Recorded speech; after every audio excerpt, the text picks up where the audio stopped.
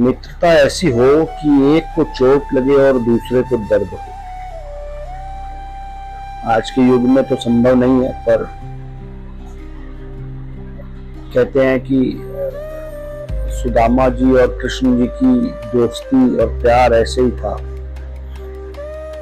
एक बार ऐसे ही हुआ कि सुदामा जी भयंकर परिस्थितियों में दरिद्रता से घिरे हुए, घर में खाने के लिए नहीं है, कपड़े डालने के लिए नहीं है, और उनका जो बचपन व्यतीत हुआ था वो प्रभु कृष्ण के साथ इकट्ठे रह के उनके बाल सखाते हुए। अब संकोच मन में कि भाई वो तो द्वारकाधीश है, उनके पास जाऊं कैसे मिलूं। पर किसी तरह पत्नी ने बोला कि जाओ मिलो, आपके मित्र हैं, आप बात तो करो उनसे। तो हिम्मत जुटाई और एक पोटली में कुछ चने और चावल बांध कर चल पड़े कि भाई कुछ भेंट लेके जाऊं।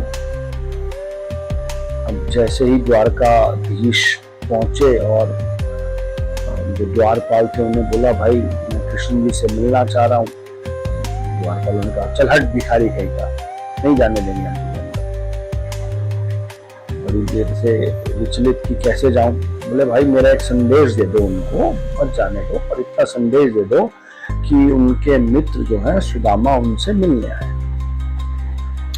तो किसी तरह वो मान गए और भगवान कृष्ण तक ये संदेश पहुंचा कि भाई मित्र जो है सुदामा वो द्वार पर खड़े हैं मिलने के लिए। आप मानिए वो पल, वो क्षण जैसे ही उन्होंने सुना कि मित्र सुदामा गड़े हैं, अपना सिंहासन छोड़कर नंगे पांव तुरंत भागे कि भाई मेरे से मिलने मेरा सुदामा मित्र आया है।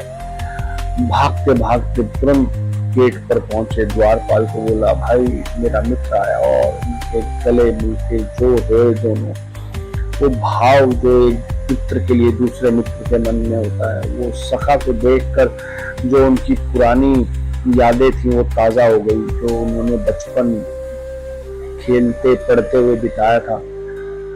और दोनों का हाल बुरा, रो रो कर एक दूसरे के लिए, हे प्रभु, हे नाथ।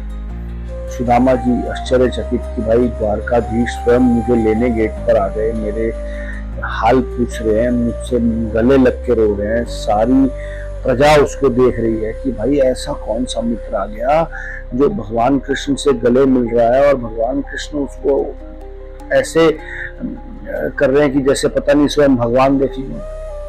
भगवान कृष्ण रोए जा रहे हैं कि मेरे